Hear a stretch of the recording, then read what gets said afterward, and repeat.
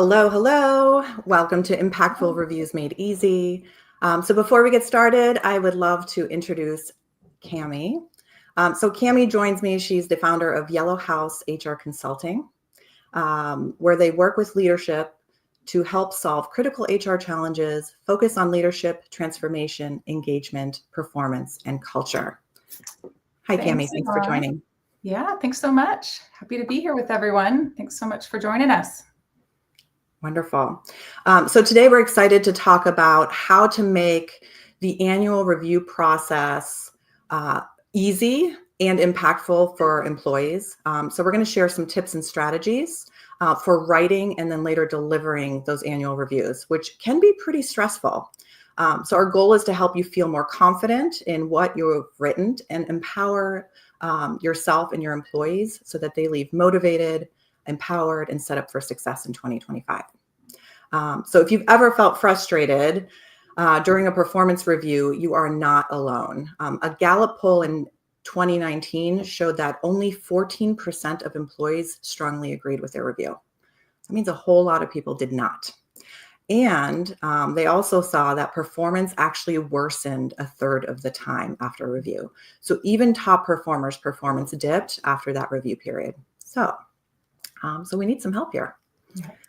So anyway, think of this as a sneak peek. We are going to have a full in-depth webinar January 2nd, where we'll go into all of the topics we talk about today more in depth. But first, let's talk about what you might be feeling during review season. You might be worried about navigating awkward conversations, especially if you have some difficult situations that you're dealing with. You might have fear of disappointing some of your really good performers. Maybe they're expecting a little more.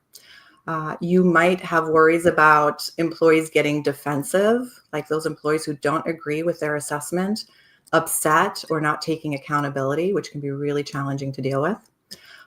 You could be dealing with employees who maybe feel entitled. You know, their expectations are way above or unrealistic of what is, what the working world is like currently.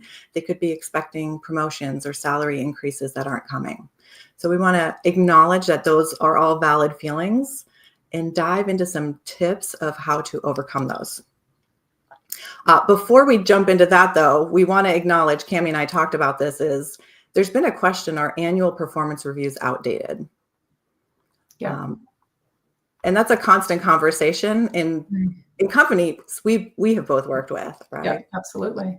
And so our take of it, and what we'll talk about today is, while the annual review itself could be in question, performance conversations are crucial.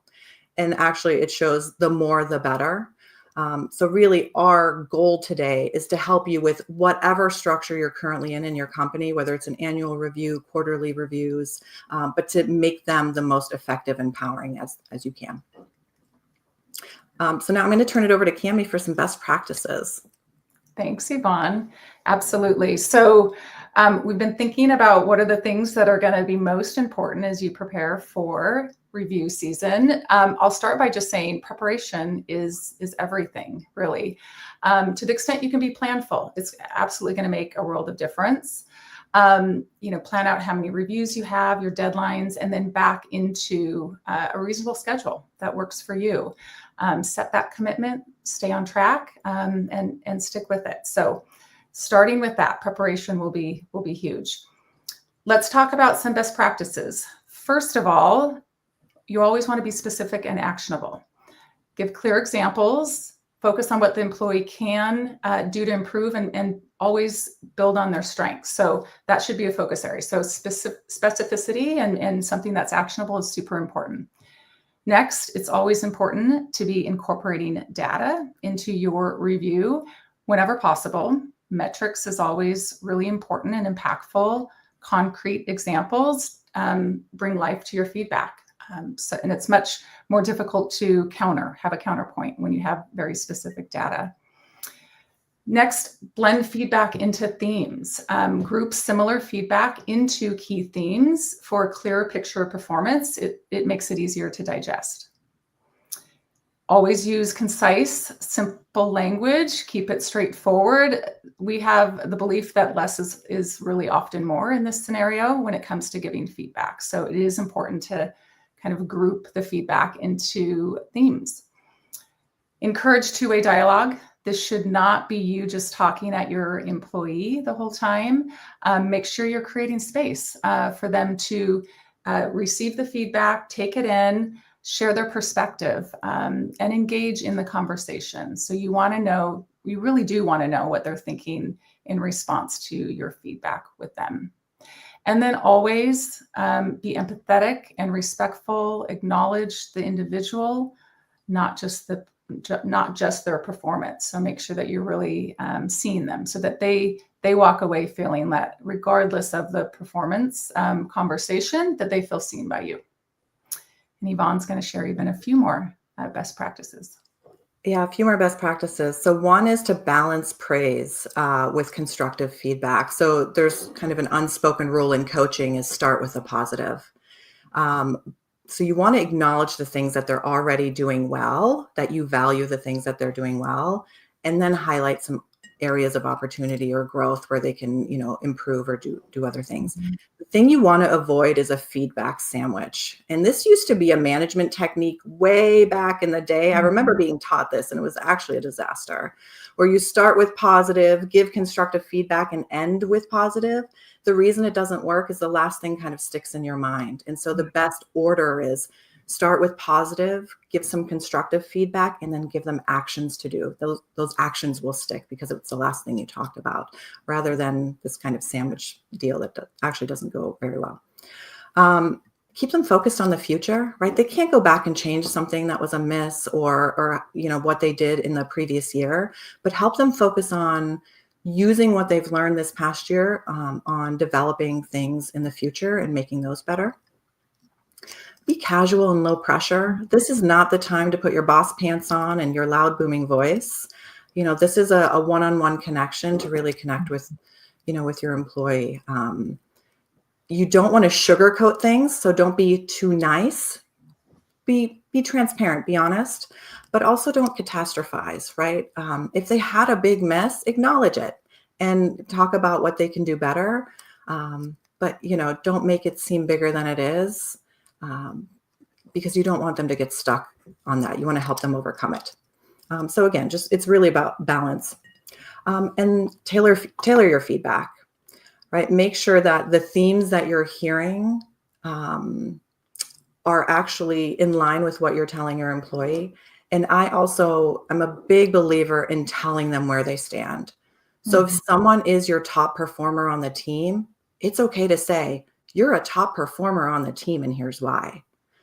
And absolutely, this is a must. When I was an HR partner, I told my managers this very specifically. If someone is not performing, you have to use those words, because otherwise it may go, they'll hear the critical feedback, but it won't land. If you say you are currently not meeting expectations, they will hear that. That will be a wake-up call.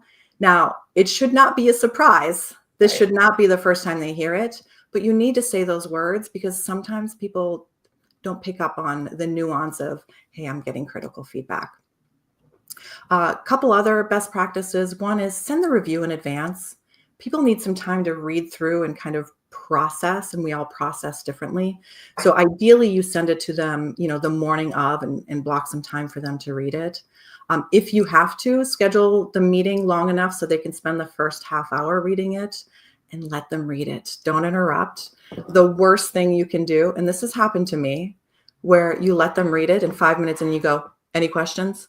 Mm-hmm. That's not enough time to absorb the feedback and think about, what has gone on. So give them ample time to process that so you can have a fruitful conversation. And Yvonne, would you say even, sending in advance should not be a replacement for you giving the core messaging and the key messaging? It's not just have you read it? Do you have questions ever? Yeah. You have to do both. You have to give them the document and not just say, do you have any questions? But then you actually dissect it and talk about it, right? Treat it like a business review. Like, we're actually going to spend some time talking about your performance. Here are the metrics that are documented, but it should be conversational.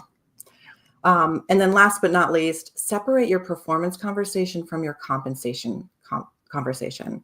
Now, it is a really good idea, and many companies tie compensation or pay to performance, but you don't want to have them in one conversation because people can get stuck on the number or the raise or the lack of raise or lack of bonus, and will argue about that versus first getting clear on performance. So you first want to get aligned on this is the performance assessment, and then at a later date in a separate meeting, pointing back to saying, based on that performance, this is now the compensation. You don't want to conflate the two because it can be really distracting and it's not a fruitful conversation.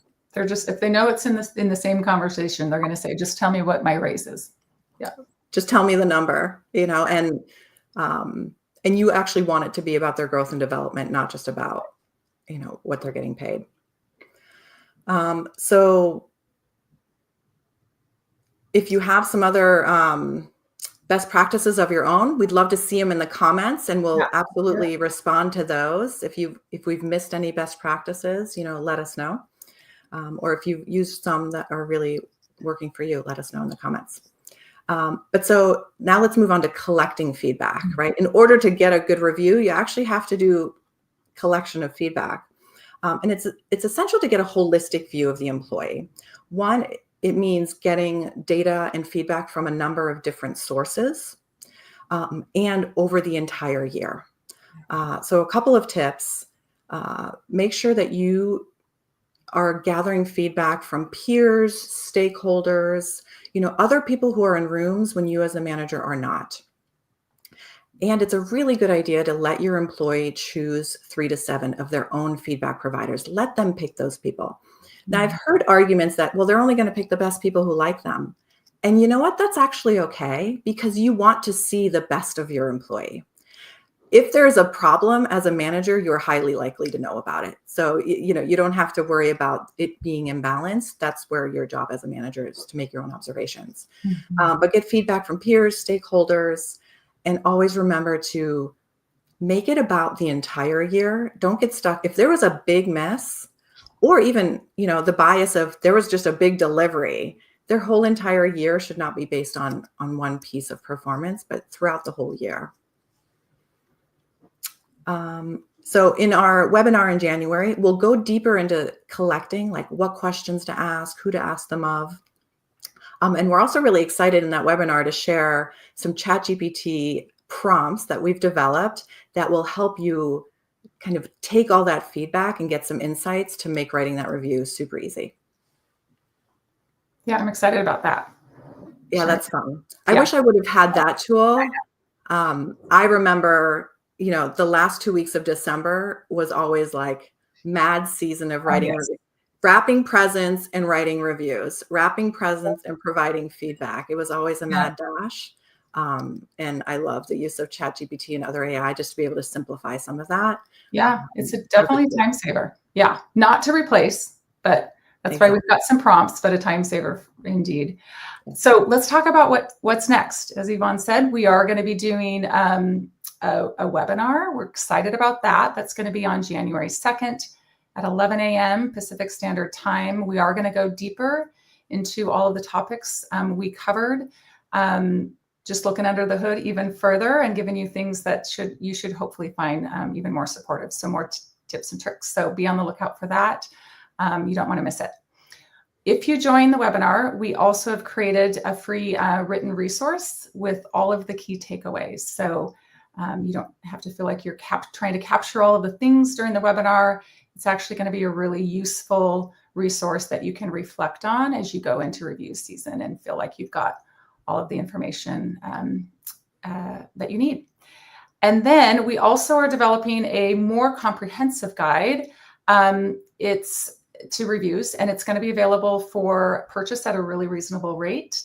And this guide is designed to set you up for success, provide step-by-step support as you navigate performance review season. So that's also going to be something that we're the one thing I wanted to also mention is if you're already in the middle of writing your reviews, this is still helpful because you can use these resources to audit. Have I followed all the best practices, right? It's kind of a good quality check of your work that you've already done. And even if you've been a manager for a decade, you and I both have lots of manager experience. It's always good to have an additional tool just to check, yeah, am I busting my own biases? Have I followed the process for everyone? So we really look to make this resource valuable for if you're a beginning manager or a longtime leader to help get through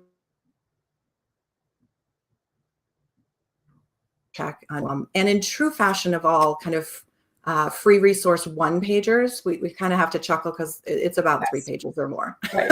So that was our intent, but we had too much information. We felt compelled to share. So yeah, hopefully I think you'll find that it's going to be meaningful to you. So overall, just wanted to thank everyone for your time. Hopefully it's been really, helpful.